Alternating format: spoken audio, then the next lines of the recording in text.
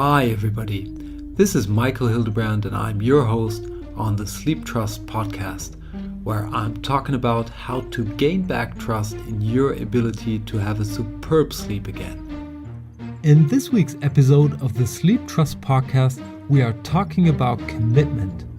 And if you're new to the Sleeptrust podcast and you may be asking yourself what we're doing here, we're basically walking through all kinds of sleep-related topics to entertain and inform you all around sleep and to help you to build up your sleep trust if you're one of the many people out there who are facing sleep-related issues at the moment, and to show you very simple and straightforward steps to gain back your sleep trust. And when I say simple, I mean simple and not easy, because you will have to put in the effort and you will have to commit to change a couple of things, because there is a reason why you're facing the problems at the moment, and you have to commit to change if you want this to change in a positive manner in terms of letting you sleep well again, and you can do so. So now we're right in the middle of our topic of commitment, because it all depends on your commitment to not only find out what you should change, but to actually change it. But before we get really deep into the weeds here, let's have a brief look at the relationship between commitments and sleep trust. And this is a really core relationship, because commitments directly affect the trust part of sleep trust, and this is basically the core of our concept. So if you think about all of your relationships, all of my relationships, any relationships out there you want to have a look at, they build up trust in people telling each other things and following through on that. So you're kind of building up trust when you're reliable. This is true for any kind of agreement between humans. That's always true. Also true, of course, when you have kind of an unspoken agreement with animals, because they can feel your intention. If you're to feed your dog once a day, twice a day, 3 times a day, hopefully, then your dog will rely on you and trust on you that this meal is going to come. So you build up this kind of a really deep relationship, a trustful relationship. What's really strange about this is that we are often kind of willing to do so and to be reliable for other people, but we tend to fall off of the cliff when we are supposed to follow through on things that we're doing for ourselves. And this kind of leaves us with the feeling that we're not able to trust ourselves. Of course, our minds wouldn't tell us that we can't do so, but somewhere in the back of our mind, we know that we're not really able to trust ourselves 100%. And this gives us the feeling that we are not able to change things. So, if we want to change, and I can assure you that you can do things to get your sleep back, to get a better sleep, a longer sleep, whatever you wish, you will have to trust in your ability to change things. And that will mean you will really have to trust yourself that you will follow through on your commitments. Because there are things that you know that you would have to change if you want to sleep better. You have to take the responsibility. You have to set out a goal that you want to achieve, a thing that you want to change, and then you have to commit to following through. So promise yourself to do so and then really follow through. And today we're going to walk through a very simple 5-step process to ensure to bring you back to that position that you give yourself commitments and actually follow through on them. And over time, we're going to maybe start with small things, but over time, I can assure you, you will build up your trust, not only your sleep trust, but your trust in yourself, and that will be so helpful. And before we're going to go through that simple 5-step process, there's one rule I want to announce right away, because it's very essential. Only commit to things that you're really going to do. The 5 steps are going to walk you through how you're going to set up that thing that you're absolutely in line with what you're going to do. But the one rule is only commit to things that you're really going to do, because that way you're going to enhance, build up your trust in yourself, build up your sleep trust. And if you're not, the opposite's going to happen.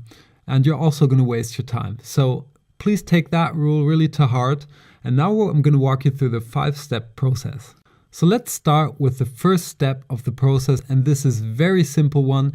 It's the scoping part. What exactly do we want to change?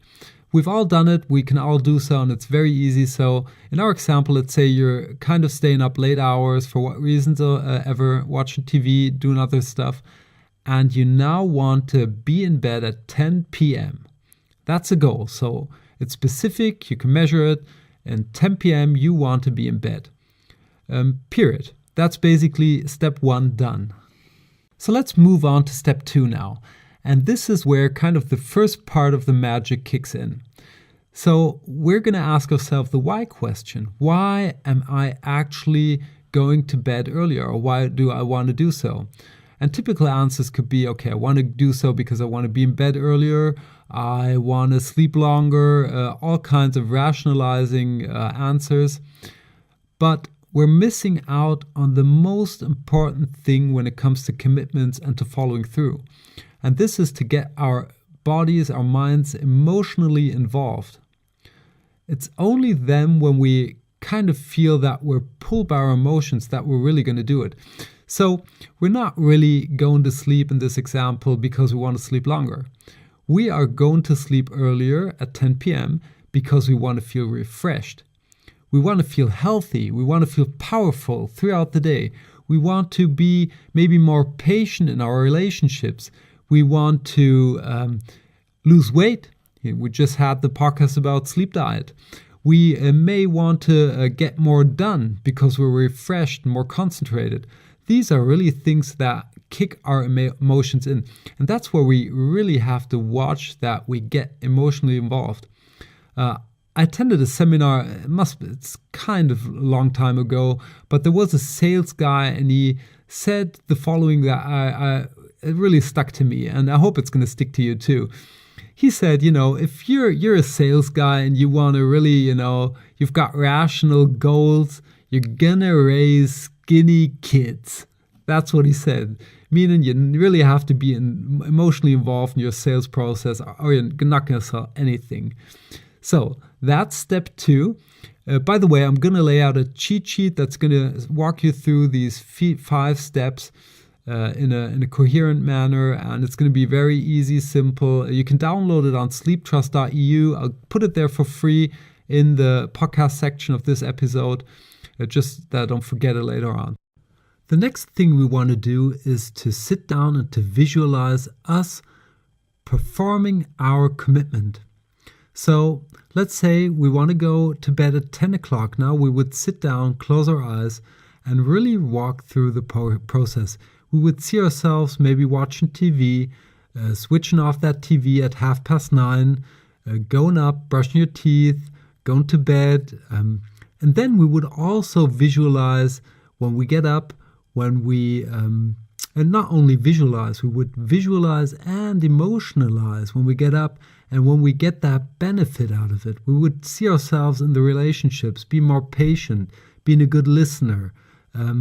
We would see us plowing through at work, getting super productive. We would see us do all those things that we really want to do, and which is the reason why we want to go to bed earlier. So we really want to emotionalize here. And there are 2 really cool things that we should all know about visualization. The first is that when we do so and follow the process, we have a proof of concept. So in our mind, we will see if this new habit, the commitment we're going to give to the thing we're going to do, if that's going to work. Because let's say, we want to be in bed at 10 p.m. in our example, we would have to turn off the TV at 9:30, something like that. And we will walk through that and kind of feel this barrier because we want to see the next episode of our series or something like that. We may want to change that right away and say, okay, I'm not going to watch TV before I go to bed. I may want to read a book because it's easier for me to put the book away, or listen to music, or have a walk. So we're going to get a proof of concept telling us if the thing that we are wanting to perform, which we are going to commit to, is really in line with our lives.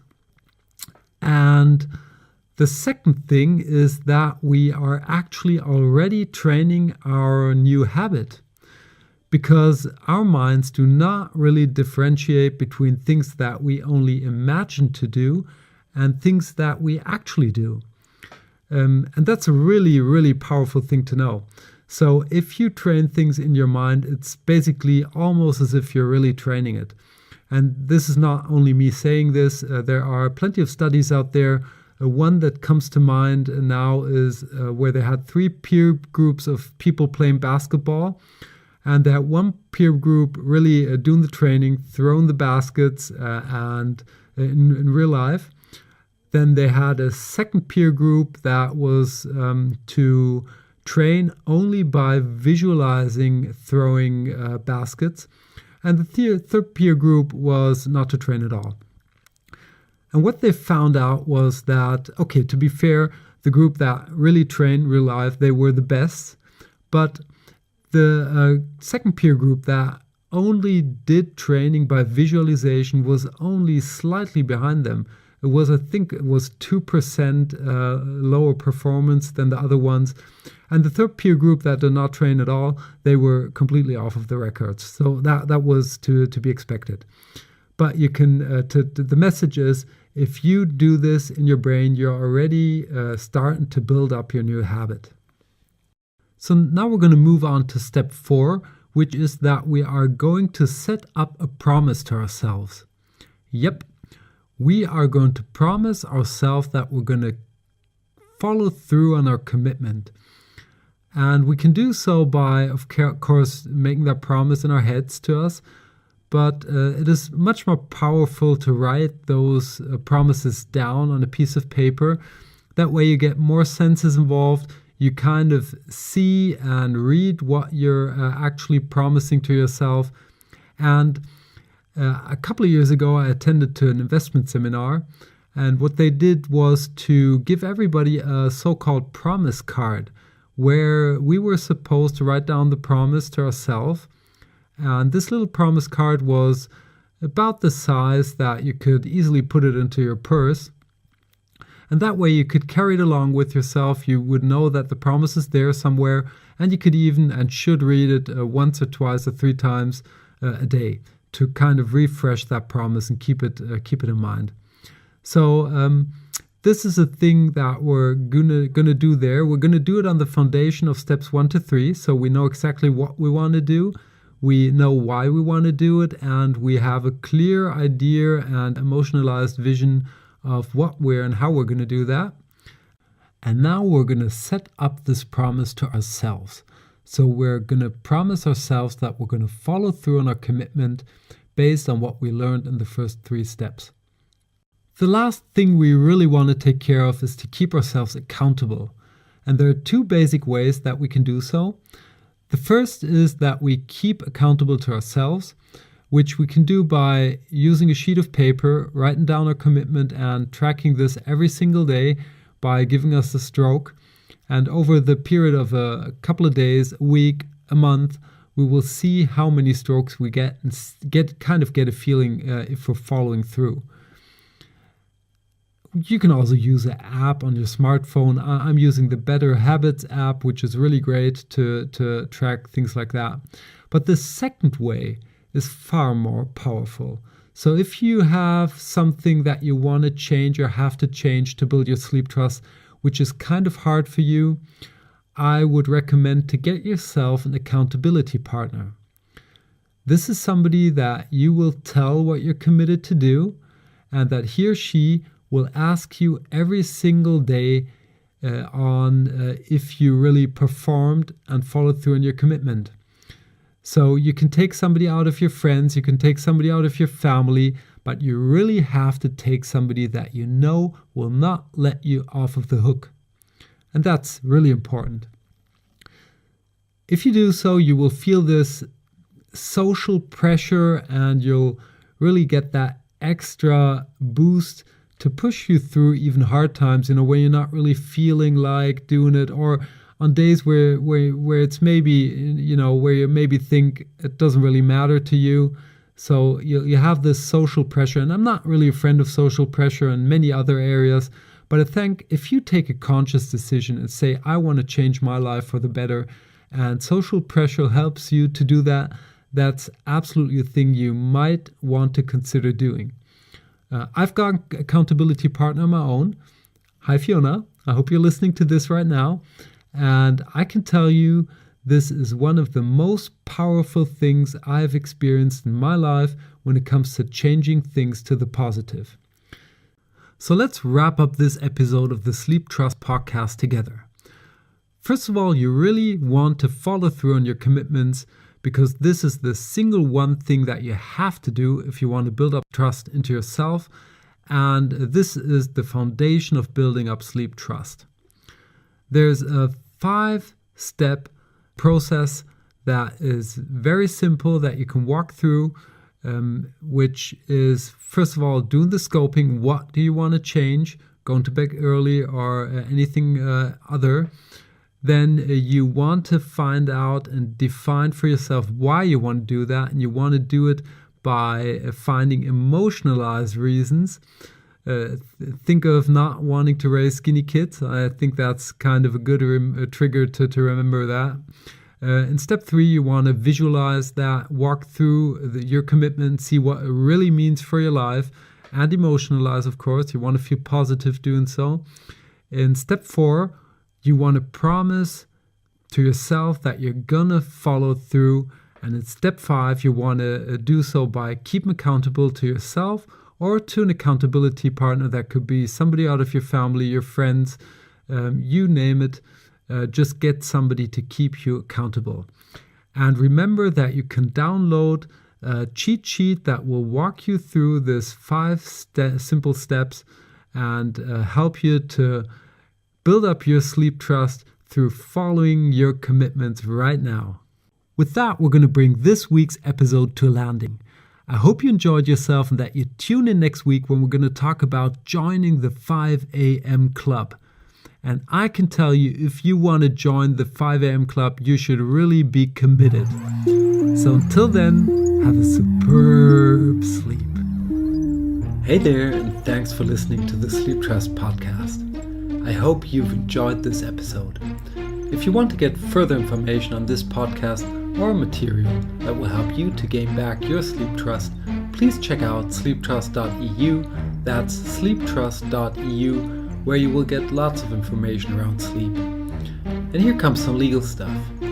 Everything on this podcast is my opinion only, so do not take it as an advice, as I am not a doctor, nor have I considered your personal situation. If you feel that you need medical advice, please consider getting an appointment at your doctor of trust. If you want to give me any kind of feedback on this podcast, feel free to email me at podcast@sleeptrust.eu. I hope you tune in again next week, and until then, have a good sleep.